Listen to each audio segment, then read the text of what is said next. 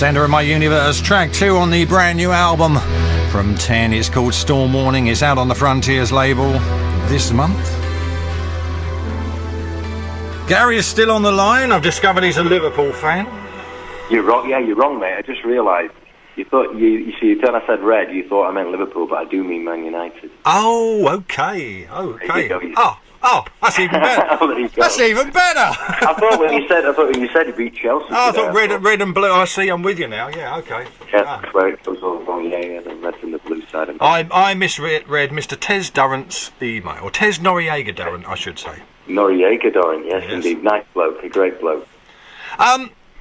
You're not going to be surprised by this next question, and I got quite a few emails here asking the same thing in various formats, and it comes down to live. Live, yes. I.e., when, how, is there any possibility that you are going to perform live, particularly in the UK? Yeah, sure. This year we're hoping to play live this year in the UK. Currently talking to a couple of promoters about European dates, which will include English dates. So we're hoping to do quite a few. Like I say, we've been away too long, really, and the band are very, very up for the live arena, and we just want to get out there really and do as much as we can in promotion of this new record.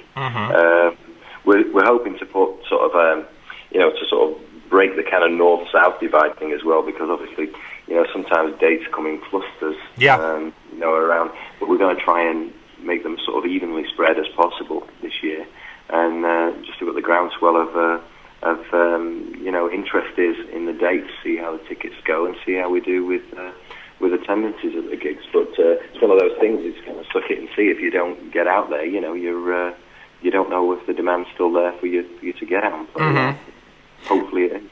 I presume, because if I remember correctly, Japan was a fairly strong market for you in the past.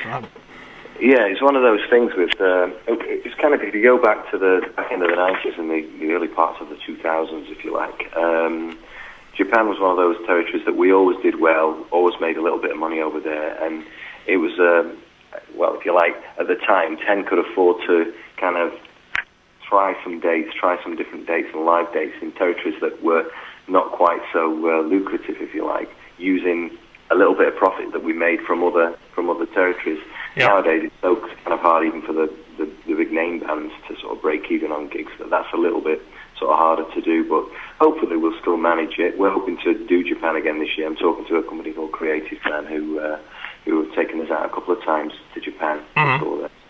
And hopefully we can coincide those dates with some that we're sort of talking about doing at the moment. We do have two, although we don't have the definite dates yet, we do have two dates almost in the bag in Spain, Madrid and Bilbao, and we have a Dutch promotion company called No Nonsense Bookings who are trying to look at the possibilities of tying in the rest of Europe around those dates. Yeah. And of course we're keen to play in the UK. I mean, that's the main thing. It'd be nice to go out and do a few European dates, bash the band into kind of a well-oiled machine, at that point, and then drag it back through the UK and make sure that we make our mark, when we do. Everything's very sort of geared towards getting out and promoting it, and especially being at the beginning of a multi-album deal, you've got to look to the future. You've got to look to start in a ground base of fans together again. Because hopefully you're going to be providing them with 3 more albums and 3 more opportunities to play live, and we're looking at it as a building thing this time. It's got to grow. It's an evolving thing. So let's get out there and play live and see how many of our extended 10 family, if you like, we can draw out to see us. You mentioned the fact trying to put a few dates together. There are obviously quite a lot of festivals around, particularly around Europe. Does the festival scene not appeal to you at all? Totally, yeah, totally it does. Our main thing is that we're quite prepared to do a festival, A, because you can play to more fans than you can in a collection of shows, and also you're not always playing to your own fans, so there's the opportunity there to convert 1 or 2 people who might not necessarily have even heard of you, never mind be conducive to the type of music that you do. So yeah, we're always up for that type of thing. I mean, the only sort of, if you like, conditions that we set on ourselves, if you like, is that it doesn't disrupt any other live dates or potential live dates that we have around the festival. Sometimes festivals have like it's kind of like an exclusion zone.